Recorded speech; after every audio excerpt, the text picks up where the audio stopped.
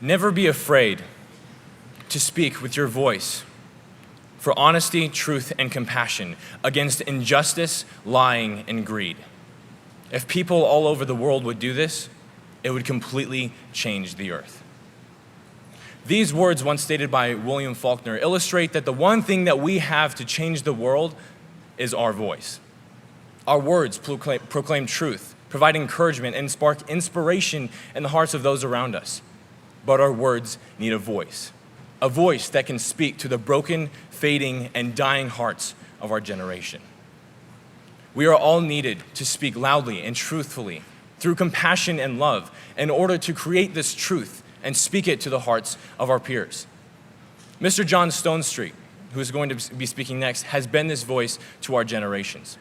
I first came to know Mr. Stonestreet through Summit Ministries as he was speaking on a theological workshop called Understanding the Times years ago. And my first impression of Mr. Stonestreet was that he was very honest and he got straight to the point. And he was very welcoming in the manner in which he delivered his content. And my impression has not been changed. Today, Mr. Stonestreet actually speaks on the radio station called The Point, where, ironically, he gets to the point. He speaks on relevant issues such as Darwin's theories, petty first world problems, and gender neutrality, providing statistics, facts, and studies, or whatever else is necessary to provide the truth and contrast that against presumptions that may be false. And I also figured out that, talking with him beforehand, he's also a self-proclaimed czar from Focus on the Family. I didn't know that they made those these days. But he's proactive about the times, providing literate and credible information to any audience that he wishes to bring. And while many have actually been raging loudly against same-sex marriage or quietly sitting in the back row, he actually spoke to the heart on that matter. According to his work, Same-Sex Marriage, A Thoughtful Approach to God's Design for Marriage, he portrays the issues about same-sex marriage, but more so emphasizes the significant role of the church and how we're supposed to act as an example that is followed and as a light that attracts. Warren Wiersbe had stated that the truth without love is brutality, and love without truth is hypocrisy. You've been told from today and yesterday a lot of information and a lot of comprehensive approaches to what is relationship, what is that relationship advice, relationship status, what you should be looking for, and why it's important. Well, we have Mr. Stonestreet here with us to bring it to the home stretch and provide the implications, the applications on how we now shall respond to that information. So, from the self-proclaimed czar from Focus on the Family, please welcome Mr. John Stonestreet.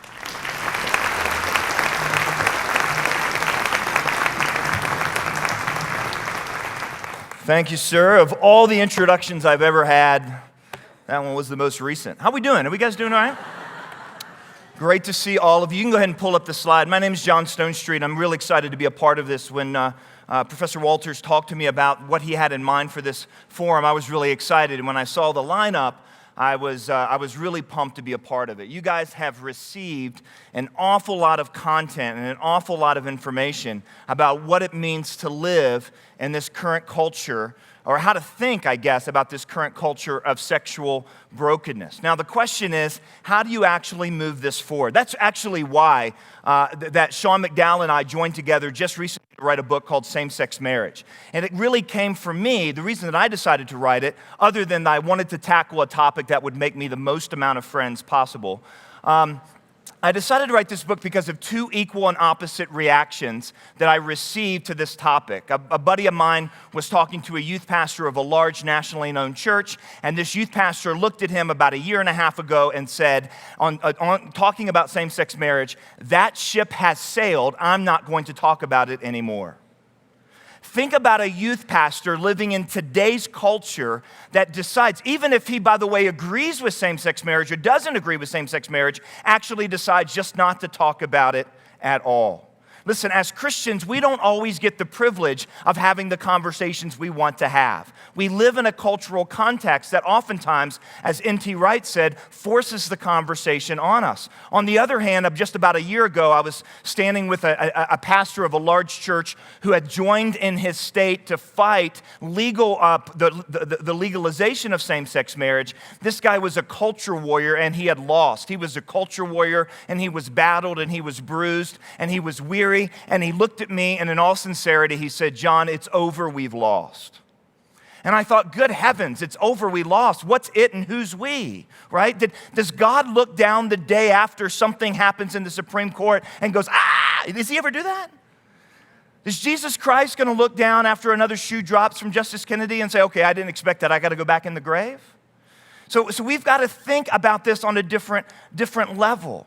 As Dale said, the morning after whatever happens, the sun comes up. And we've got to know about what it means to be faithful and to walk into that. And that's why Sean and I tackled this book. And that's really kind of the angle that I want to take. Now that we know all this stuff, what do we do now? Now, of all the things that were mentioned there in that introduction, the thing that's the most important part about me is my family. And these are my 3 girls. Aren't they pretty cute? Yeah, I have 3 daughters. I have friends that have boys, and I think all the time, my job is so much harder than yours. You know what I mean? Because if you have a boy, you have to worry about a boy. If you have a girl, you have to worry about a whole lot of boys, right? And so these are my 3 daughters. People tell me they're 9, 7, and 5. People tell me they look like they're those Russian tea dolls. You know, you pull one out and there's another one. You pull one out and there's another one. These are my daughters. But even though they look a lot alike, they're really, really different. My oldest daughter, Abigail, is our oldest type A planner. Anybody here the oldest in your family? So you're a type A planner too. I mean, we joke about this, that God loves us and Abigail has wonderful plans for our life, right? So this is how our life lives. Allie is my 5-year-old, and she is my beast. Like when Abigail, my oldest, comes and sits on my lap, it's because she needs to notify me of the things that are happening that day. When Allie comes and sits on my lap, it's really just because she wants to hurt me. But Anna, my middle daughter, is my lover. Like she is fairy tale, princess world, pink sky, unicorns, rainbows. Like this girl loves to love and be loved. So when she comes and sits on my lap, it's just because she wants to snuggle, which is also just a lot of fun. In fact, it was really helpful when she was younger because it meant no matter where we went, whatever we did, it counted as a daddy date. Now, I try to take my daughters on dates, and I don't do it nearly as much as I should. But I remember one time when Anna was just 3 years old, I was really busy, and so we took a daddy date to the dry cleaners. And she loved it. And the reason she loved it, not only is because we were together, but because the lady that was running the dry cleaners, when I paid her the money, she took one of the dollar bills back and gave it back to Anna as a gift. But Anna was 3. She didn't know what a dollar bill was. So she was like, Daddy, the lady gave me a ticket. The lady gave me a ticket. And I was like, a ticket to what? She's like, a ticket. She had no idea. So she gets home. She bursts through the door. She's like, Mommy, the lady gave me a ticket. Well, Abigail, my oldest, was sitting there. Not only is she our planner, but as the oldest, she's also our arbiter of justice in the household, right? And so she realizes that Anna has something that she does not. And we all know that that's just not fair, right? And the green monster came. Do you know what I'm saying? Like the jealousy. I mean, she really had a hard time with it. So we sat her down. I was like, listen, Abigail, don't good things happen to you sometimes too? She's like, yes. I said, don't you love your sister Anna? She had to think about it, but she did say yes. So shouldn't you be happy when something good happens to someone you love? And this girl, 5 years old, looked back at me, and with all the sincerity that her heart could muster, she summarized in a statement the challenge of what it means to be human out of the mouth of a 5-year-old. She looked at me, and she was serious. She was like, Daddy, I know I should be happy for Anna, but I just can't, and that's the struggle, right? Like, we know what's true. How do we actually do what's right? So in the last, in the last 24 hours, you guys have heard a lot about this is what's true about sexuality. This is how we ought to think about sexuality. This is how we ought to think about human relationships. This is what it looks like to be properly human. How do we connect what we know to be true with how we actually live? Good heavens, if believing were enough, then it would just be easy, right? We would just say, okay, I'm going to intellectually assent. There is a moth that's attacking me.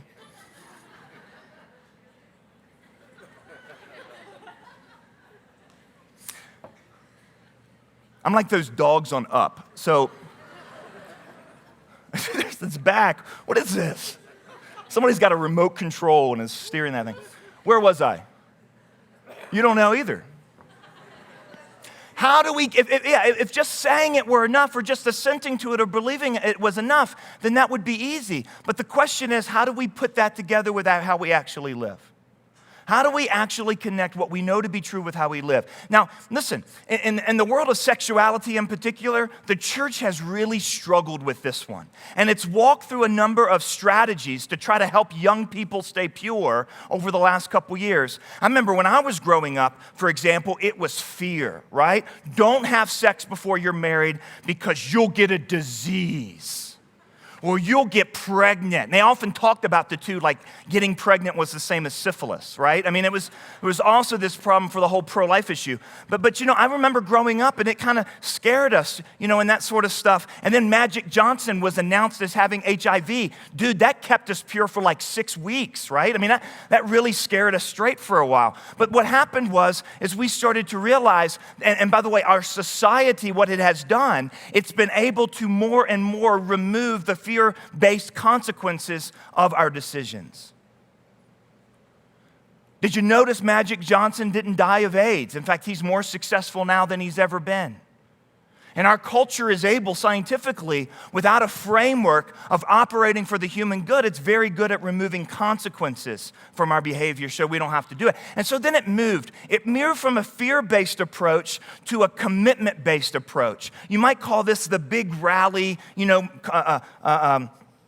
rally motivational speech sort of approach, right? And so we have these big events. Maybe some of you went to them, like True Love Waits and the Silver Ring thing and some of these things. And they were really good. They got you really fired up, and in front of a whole bunch of people, you walked up and you put on a ring or you took some sort of vow, I'm going to stay pure before marriage. Well, the results are in, and those strategies on average tend to keep students pure for just about another 9 months to a year. So it bought us some more time. Of course, the problem, as many of the other speakers have said, Dale said it in the last session, Lisa said it, what's happening is what's called delayed marriage, that more and more people aren't getting married for another 10, 15 years.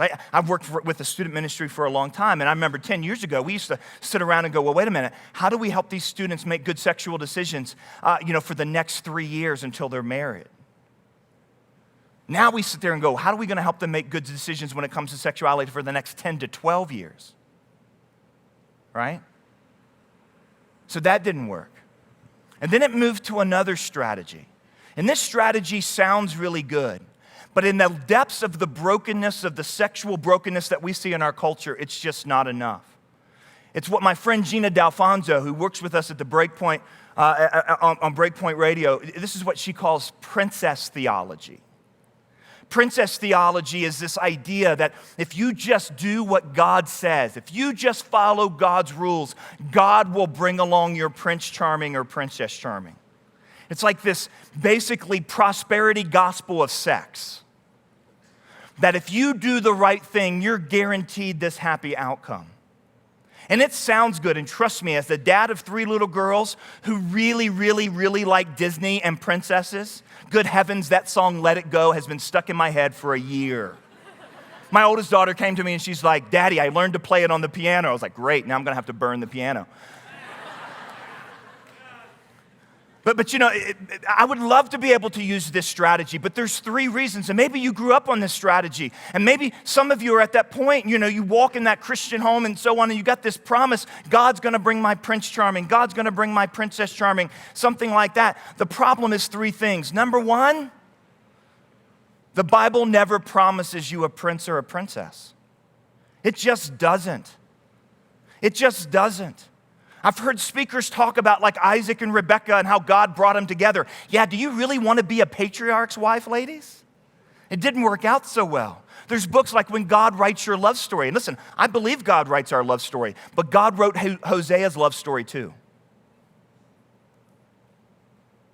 It's not the thing. This is not something that God promises you a happy ending, because the thing about marriage is it's not just you fulfilling who you are. It's actually 2 people, 2 independent people that have to make decisions. God doesn't promise a prince or a princess. Number 2, the culture can't deliver it. Along the way here, as we've kind of tried to help students be pure and try to help them walk in purity, we use this language really that kind of teaches that if you just keep yourself pure and unstained and so on, then everything will work out great. What does it even mean to be pure and unstained in this sexually broken culture? You can choose not to. I had a mom come up to me the other day. She came to one of my talks because she said her 7-year-old came to her and said, "Mommy, what's a pervert?" She said, "How do you know that word?" And he said, "Well, because I was on the internet doing homework and this pop-up came, 'Are you a pervert?' And I clicked on it and you know what happened." The vast majority of internet users will be exposed to pornography at age 9. That's not because they're looking for it, it's because it's looking for them. What does it mean to walk into this culture, in such a sexually broken culture, and stay pure and upright? It could mean all kinds of things. And so some of you have heard these languages like, be a virgin, marry a virgin, be a virgin, marry a virgin. Listen, that is God's best, and I hope you do it. Please walk in faithfulness to God's way. But I have to wrestle with this myself. Do I want my daughters to marry a virgin, or do I want my daughters to marry someone who's encountered the grace and forgiveness of Jesus Christ, no matter what their past is? And in our attempts to keep some of you pure with this princess theology way, some youth pastors, well-meaning, will say things like, "Well, if you do that, you're like chewed up gum or used up this or that." And I'm sorry that someone in the name of faith has indicted who you are, made in the image and likeness of God and restored in Jesus Christ. Sexual infidelity is not the unforgivable sin. Listen, it's a big deal. Don't get me wrong, it's a real big deal. It causes a lot of issues. But just like God doesn't promise you a prince or a princess charming, the culture can't deliver someone who's purely sexually broken. We all need to rely on the grace of Jesus Christ. And the third thing is, human nature can't deliver it. Just the human condition. There's all kinds of things that can happen. Maybe it's going to be like my friend Randy. Randy wrestled around with atheism and his faith in high school, and then he kind of came to Christ. And as he came to Christ, he went off to seminary. He's on his studies to become a really top-notch New Testament scholar. He met a girl along the way who had a rough high school years, and she had had a child outside of wedlock, a little boy, cute little boy, and they met. And she now had come back to the Lord, and she was spending her afternoons going to the local crisis pregnancy center, counseling teens and crisis pregnancies. They met, they married, they had a honeymoon baby. So what they had then, after just really a year and a half of being married, was a 3-year-old boy and a less than 1-year-old little girl. She was pulling out on a rural Kentucky road on her way to go counsel a young lady at a crisis pregnancy center. She did not see another car coming, and that Ford Explorer T-boned her, and she went into eternity. Now my friend Randy, who played by the rules and did it right, they did it right together. He's going to now raise his 3-year-old child and 1.5-year-old child without the woman that he loves. We live in a fallen, broken world. So you say, John, if none of that's there, why? If there's not a promise of being married someday, if there's not a promise of a happy ending, if there's not a promise, listen, what God promises you is that He will, in Christ, restore all things, and we are part of that story.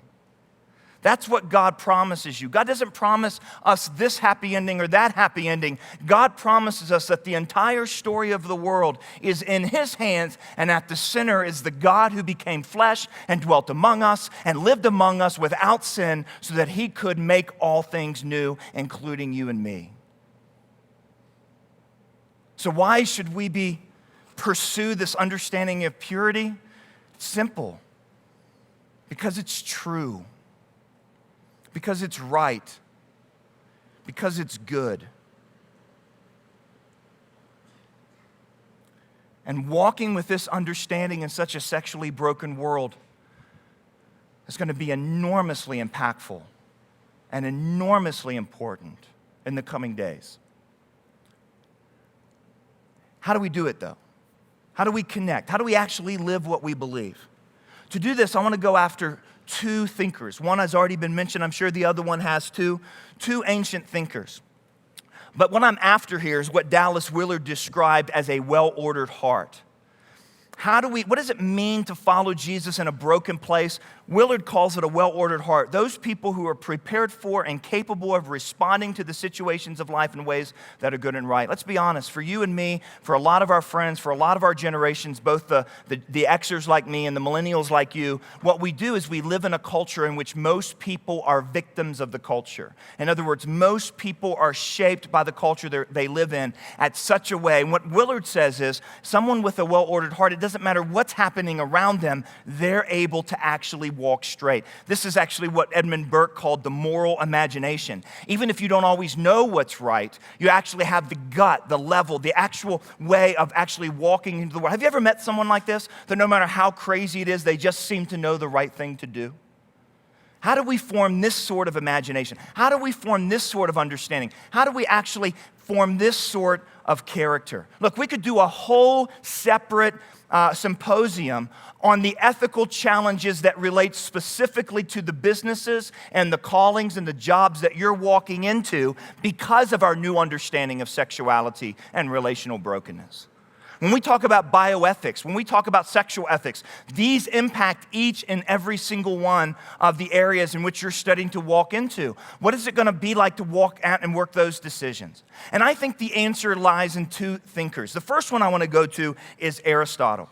Aristotle actually put a lot of importance on a concept, on the importance of habits. He said it's a matter of no little importance what sort of habits we make from the earliest age. It makes a vast difference, or rather all the difference in the world. Humans are creatures of habit. There was a book written just a couple years ago called The Power of Habit.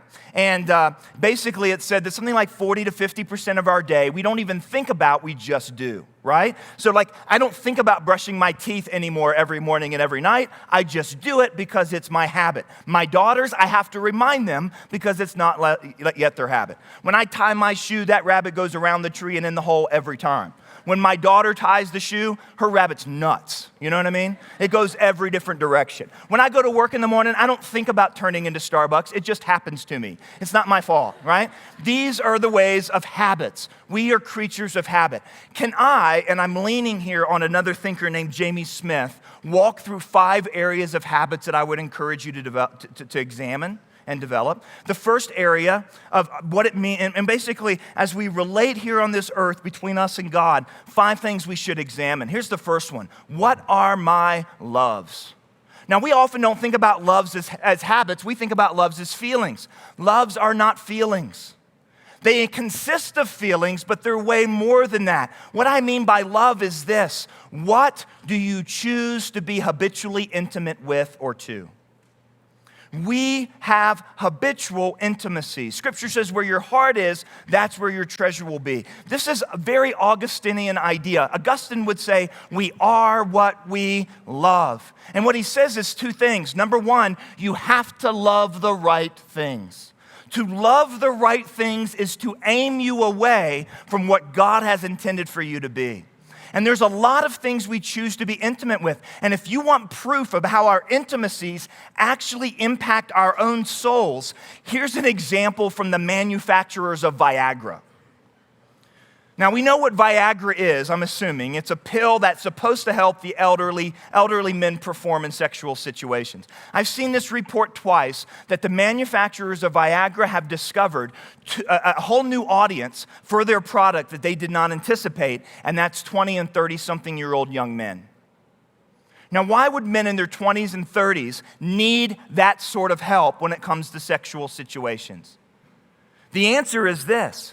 This is the generation that has been habitually intimate with a rectangle, virtual sexuality and pornography, and that means when another human being's in the room, they actually can't perform. Not disconnected to the idea of boredom. In Japan right now, 25% of young people, 18 to 26, say they're just not interested in sex at all. I saw that and thought, who are these people? Right? But why is that? Because there's a habitual intimacy that comes in our life when we spend all of our time in front of a rectangle. Augustine said you have to love the right things. Secondly, he said you have to love them in the right order. You have to have a proper ordering of your loves. Let me give you an example. I love my kids' happiness. I love my kids' happiness so much that this past year, I had two trips back-to-back down to Florida, and I finally pulled the trigger. We did the deed. You know what I'm talking about? We went to Disney World. I'm still exhausted financially, physically, and maybe spiritually. I'm exhausted, all right? But I wasn't going to waste time at the Magic Kingdom. So I looked online and said, best way to get through the Magic Kingdom in a day. Do you know people have done this? And I found a list, and it was a great list. So we knew as soon as the gates opened, we were on the back of the park. We raced to the back of the park to Enchanted Tales with Belle. And we waited in line and got up there, and the magic mirror was talking to my kids as they're looking at it, and it's telling the story of Beauty and the Beast, and it's a really cool little attraction. And all of a sudden, the mirror says, wait, what's that, Belle? We can actually come into your bedroom? And the mirror opened up into Belle's wardrobe. And my 6-year-old daughter at the time turned around to me with a look of sheer Disney wonder. Like, how did they do that? And that made it worth it. For 20 minutes at least. For 20 minutes, it was worth it. I love my kids' happiness, but I also love my kids' holiness. Have you ever met someone whose parents love their happiness more than their holiness? You ever flown beside that kid on an airplane? Yeah, you get the point. It matters not only that we love the right things, but we love them in the right order. What are your loves? Here's the second one. What are my longings? If loves have to do with intimacies, longings have to do with imaginations. What are your fantasies? And I don't just mean sexual fantasies. I mean relational fantasies. I mean identity fantasies. When you lay at night in your bed and your eyes are closed and you imagine the world that would only be the perfect world, the one that if only you had it, if you only had this approval, if you only had this acceptance, if you only had this peace, if you only had that dude or that girl, if you only had that relationship, what is it that you imagine? I'm not saying imaginations are bad, but the wrong imaginations will steal the trajectory of your life. Watch your imaginations. Our imaginations aim us from one place to another. I think this is why Scripture says if a man looks lustfully on a woman in his heart, he's already done the deed. Why? Because his imaginations have already pulled his sense of responsibility away from the woman or the relationships or the situation that God has called him to be responsible to, and it's put him in another no man's land where he's not responsible. What are my loves? What are my longings? Here's the third one. What are my loyalties? If loves are about intimacies and longings about imaginations, loyalties are about commitments. I don't know about you, but I'm too busy. I've got too much to do. I've got too many emails. I've got too many people wanting me to come too many places. And in one sense, that gives me a built-in excuse. If I don't want to do it, I just say, sorry, I don't have enough time. Have you ever noticed, though, that you always have the time for what you really want to do? It magically appears. That's the question of loyalty. What makes you commit? What makes you sign on the dotted line? Now look, these things are very subtle things. Loyalties in particular, the habits of our loyalties are very subtle. I tell you, one of the things that has screwed up our ability to relate to each other because of habitual loyalties is this thing. Have you ever seen a group of people walk down the mall, right? And they're all doing this? We take our lives into our hands when we text and drive because a text can't wait. Saying LOL can't wait 3 seconds. How many of you have ever broken up with someone else through a text? Let's all boo them. Ready? Boo. We see, what happens is this thing demands our loyalty, and it shapes the way we actually interact with others. Sherry Turkle is a brilliant thinker on the technology, how technology has impacted our humanness. And what she says is that the number one thing that she hears from teens and 20-somethings is this: I'd rather text than talk. I'd rather text than talk. Why? Because it's safe. And you think this doesn't shape us? I'll tell you how it affects my relationships in my life. If you would ask me right now, hey, John, what's more important to you, your iPhone or your daughters? I would say what? My daughters. If we were out on a boat and you put a gun to my head and you said you got to throw one in the ocean, your daughter or your iPhone, which one's going in the ocean? I asked this to a group of high school students, and they were like, can your daughter swim? I was like, that's the one right there. That one's going to send you to hell right there. That was the one. No, of course, the phone's going to go in every time. And I could tell you, see, I'm more loyal because in this hypothetical situation, I choose my daughter over my phone. But that's not how my loyalties are shaped. They're not shaped through habits of hypotheticals. They're shaped through habits of actuals. Because every single day I go home, this stupid thing keeps buzzing. And I have to choose, am I going to put down my phone to pick up my kids or put down my kids to pick up my phone? Watch your loyalties to technology. God has created the world so that we are to use stuff to win people, not use people to get the stuff. And these loyalties are habitually shaped. I mean, here's an example. The day after we spend as a nation giving thanks, we trample security guards for flat screen TVs. Where's our loyalties? Do you see what I mean? What are my longings? What are my loves? What are my loyalties? Here's the next one. What are my labors? What do I work really hard at? What do I work really hard at? One of the great enemies of depth is convenience and efficiency. Communication with others has been made convenient and efficient, but it hasn't been made better. And what I'm telling you to do is if you want good habits sexually to walk into a broken world, you have to have good habits relationally to walk into a broken world. And that begs the question is how hard are you working for the good of the other? Now look, it's very tempting for some of us that were raised in rule-based environments like me to check the line, to check the boxes. I haven't had intercourse, I'm pure. I haven't crossed these physical lines, I'm pure. But you know what? There's a lot of abuse that happens in relationships when we use the other to get what we want when it comes to attention. If we haven't even touched the sexual stuff. These are the habits of longing. So if you want to evaluate this habit, let me just ask you this. Are you leaving other people better than you found them? Are you leaving others better than you found them? Is that girl you're dating going to be a better wife even if she's not married to you?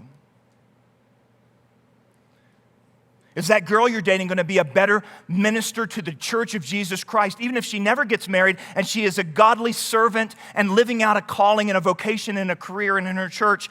Is she going to be able to celebrate that, or is she always going to have this nagging thing in the back of her mind that somehow she wasn't good enough because you used that relationship in order to get what you want and you didn't give back? You worked at that relationship for you and not for her. This is absolutely backwards. Jesus said the greatest commandment is to love God, and the second one is like unto the first, and that is love your what? Neighbor. There's an awful lot of neighbors here. How profound would it be in a culture of sexual brokenness if CCU were a bastion of relational wholeness and strength in the community? What a vision of impact and influence.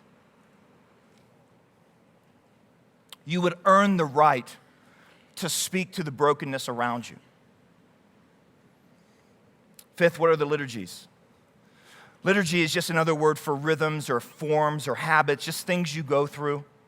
This has a lot to do, I think, with the cell phones. What are those things that we just kind of habitually fall into patterns of doing? And we don't think about them. We don't think about taking the time. We get into habits of ignoring others around us that are struggling. We get into habits of, that's not my thing, that's your thing, that's somebody else will take care of that. We get into habits, these relational habits. And these things shape our lives, they shape our souls, and we've got to back up and actually take a good hard look at them. Can I just give you a piece of advice on how to use this sort of list? To me, it's like an inventory. Here's what I would recommend that you do. First, get about 30 minutes, 45 minutes alone with you, God, and a pen, and answer these questions. What are my loves? What are my longings? What are my loyalties, liturgies, and labors? And then go to someone who knows you better than you know yourself. Hopefully an old person, maybe a mom or a dad or a mentor, an older student here, or something like that, and say, listen, would you answer that question for me? What do you think I love more than anything? Where are my longings and loyalties going? And actually do this. And Scripture says iron sharpens what? Iron. And faithful, get this, are the wounds of a friend. Get someone who's willing to tell you the hard stuff. Let them help you measure your relational habits. I think this is super helpful, but I want to point to one more source here as we close, and that's C.S. Lewis. How many of you guys have read something by C.S. Lewis in your life? How many of you guys have read Mere Christianity? Good. How many of you guys have read Narnia? How many of you guys have read The Abolition of Man? How many of you guys have not read The Abolition of Man? Okay, let's all boo them. Boo. All right, write that down. You got to read The Abolition of Man. If you do nothing else, write down the first chapter that you need to read, which is called Men Without Chests. In Men Without Chests, Lewis is complaining about the British educational system. He's complaining about it because he says it fills kids' heads with knowledge, their bellies with passion, and does nothing to cultivate the chest. Now, what is he talking about? He's actually going back to Aristotle, because Aristotle said the head is the seat of the reason, and the belly is the seat of the passion, and the goal of life is to have your head govern your belly, because if your belly governs your head, you're a bad citizen. And so that was what he said, and he thought you could govern your belly through habits. Habits help, but have you ever been in a real battle between the head and the belly? Anybody? What tends to win between the head and the belly? The belly. My friend Mike Miller puts it this way. He goes, imagine that the belly is an 800-pound gorilla, right? And it's down there going, feed me, I want, feed me. And the head is an 80-pound professor with a bow tie, right? And he's up there going, we ought not do this because it would violate the sense of categorical. Who's going to win between the gorilla and the geek all the time? No offense, anybody. The gorilla. And so what Lewis said is you need a chest. This is that well-ordered heart, the moral imagination. And for Lewis, it's a little bit more than habits. Here's what he says. It still remains true that no justification of virtue will enable a man to be virtuous. In other words, just because we know the right thing doesn't mean we will what? Do the right thing. Without the aid of, get this, trained emotions. Can I just stop right there for just a second? And this might be the most controversial thing you could possibly say in any aspect of our culture right now. It's this: you are not a victim of your emotions. You can train your emotions. I'm not saying that emotions aren't important, that they're not valid, that they're not huge and robust and important. Emotions deeply matter, but you are so much more than what you feel. We have this collision that's happening, and I think it's only about to get worse. Dale mentioned the cover of Time magazine and the transgender being the next stage of the revolution. If you kind of put forward this kind of philosophical dialectic on this, for the last 20 years, the LGBT movement in pushing for gay marriage has basically embedded a narrative in the culture, which is, I was born this way. Now, it's interesting because in my work on our book on same-sex marriage, I found people way back in 1989 saying, we know that's not true, but it's useful, so we're going to use it. But now fast forward to today, and we've got a collision, don't we? Because in the LGBT movement, it's been kind of embedded, I was born this way, I can't change. Now we have guys like Andrew Sullivan saying it's lost its usefulness, we can get rid of it. The transgender movement is the exact opposite, isn't it? I was born this way and I have a right to change.